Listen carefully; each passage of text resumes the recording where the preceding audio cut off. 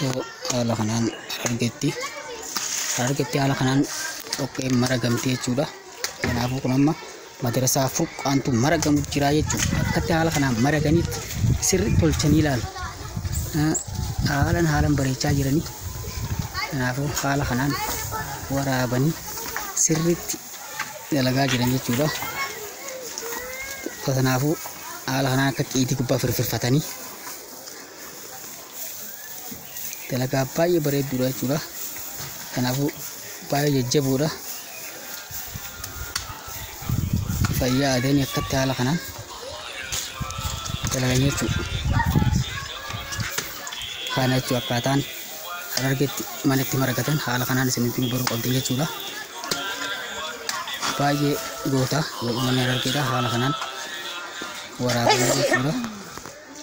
Akka firfatanii maraganii sanboota akka mana kana bareechanii jechuudha. Kun madrasaa furqaan jechuudha kan maragamaa jiru kun. Baay'ee bareechuu jiranii fayyaa adeemanii. Kanaafuu isinillee du'aa godhaaf hedduu jajjaboodha. Baay'ee nu gammachiisanii hojii cimtuu hojjechuudha. Kanaafuu isinillee du'aa gootanii du'aa bira dhaabbachuu qabdanii jira kana. Haala kanaan akka maraganitti akka waliin laaqatan amma tun labbiyyee qiitiidhaa waliin laaquu jiran jechuudha.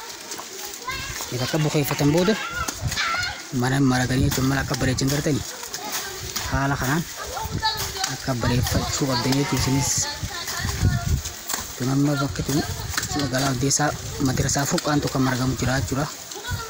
Maashaallah haala kanaan Jamal alul khayriidhaa tan madrasaa furqaan yookaan markasa furqaan dalayidu haala kanaan hiccintu jirti. Isinillee bakkirtanii du'aa godhuu fi qabdanii jechuudha. Soo deeggarsa waa karaa barbaachisanillee hunda isaanii akka gargaartan jechuu barbaanna. Soo kanaafuu akkaataan dalagaa yookaan maragii mana haala kana fakkaataa jechuudha. Haala kanaan akka biyyoo laaqataniitti sanboota akka walitti jiifatanii jechuudha.